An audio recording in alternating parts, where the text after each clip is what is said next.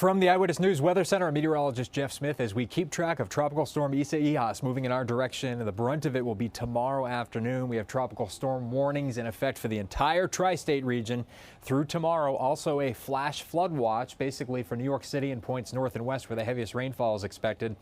And last but by no means least, a coastal flood watch south shore of Long Island and also the beaches of Queens, Brooklyn and Staten Island and parts of Hudson County, New Jersey as well for that evening high tide cycle tomorrow night. That's what we're most concerned about, with minor to moderate coastal flooding a possibility. Here's the latest advisory from the National Hurricane Center for Tropical Storm Isaias.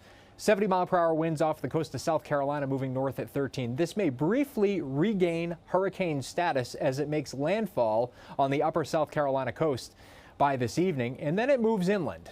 And you think, hey, it's moving inland, it's probably going to be weakening. It's not going to weaken that much, though, because it's going to be accelerating as it moves off to the north and east, so it really doesn't have time to weaken much.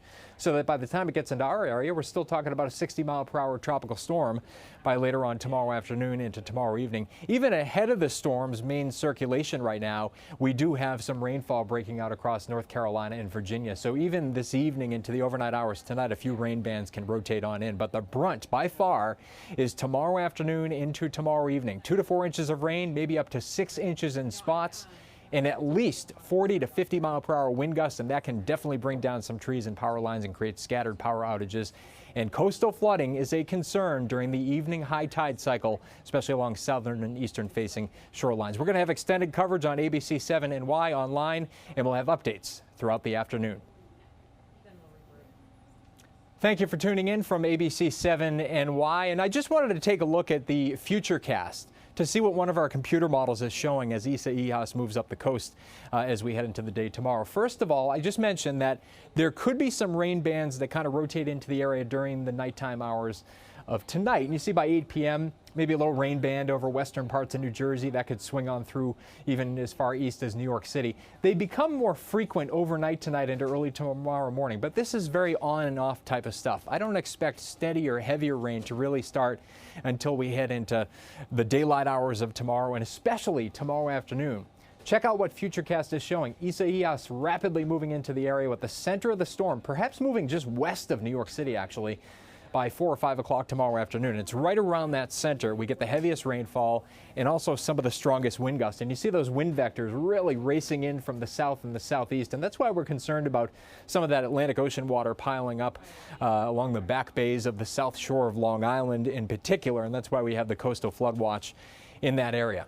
As quickly as it moves in, though, it's out of here. I think by dark, by sundown tomorrow, a lot of the rainfall and a lot of the gustiest winds are well off to our north and east. And this thing is history by midnight tomorrow night, maybe just a couple of wind gusts up to 20 or 30 miles per hour left over by that point.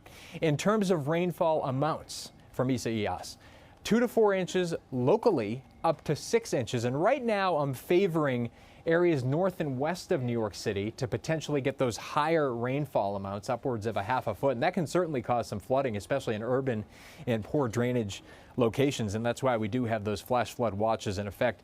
And again, at least 40 to 50 mile per hour wind gusts. There are indications that, you know, with the track this storm's taking off to our west and it's moving so quickly, sometimes you get some really strong wind gusts on the eastern, on the right-hand side of the track. And that means parts of Long Island, maybe extending into parts of New York City and down the Jersey Shore, could be looking at wind gusts over 60 miles per hour. There's greater indication of that occurring tomorrow afternoon into tomorrow evening. Recapping again, a tropical storm warning in effect for tomorrow for the entire tri-state area. It's a flash flood watch. New York City and points north and west, and again that coastal flood watch for tomorrow evening's high tide cycle. The South Shore back bays of Suffolk County and also Nassau, and also parts of Queens, Brooklyn, and Staten Island. Think Broad Channel, Queens. Think Jamaica Bay, Queens. That could be an area that gets some flooding, especially with that wind direction. Isaias right now off of the coast of Georgia and South Carolina, moving north at 13 miles per hour, winds of 70 miles per hour. Now, it's actually, you know, over the really warm waters of the Gulf Stream down there. And the wind shear that has been ripping the storm apart and causing the storm to struggle to intensify during the past couple of days is actually relaxing a little bit.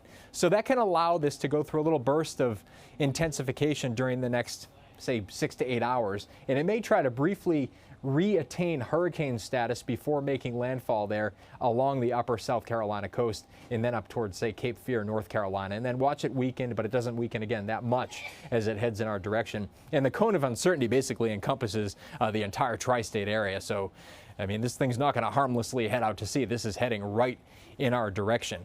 And again, I just wanted to zoom in on our satellite radar and just show you what's going on here.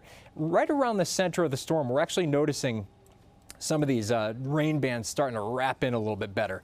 So this is about as well organized as I've seen the system since it started developing several days ago. So it may be going through a little bit of an intensification phase, again, as it heads toward near the border of South Carolina and North Carolina at some point this evening. And there again is that what we call antecedent tropical storm rain heading up into parts of Virginia, North Carolina, and a couple of these rain bands can sneak up into the tri-state area. See one over here, down over the Delmar, but they're moving pretty rapidly off to the north and northeast. So the best chance of getting something during the evening hours of tonight, probably south and west of New York City. Recapping, again, a few rain bands tonight, but the brunt of the storm by far tomorrow afternoon into the early part of tomorrow evening. That's when 2 to 4 inches of rain could fall, maybe up to 6 inches in spots, and at least 40 to 50 mile per hour wind gusts and coastal flooding, again, a concern during the evening high tide cycle. We're going to have updates throughout the afternoon on Channel 7 and, of course, on Eyewitness News first at 4 and then again at 5, 6, and 11 o'clock tonight. A lot of new information coming in from the National Hurricane Center. In the meantime, if you want to contact me with questions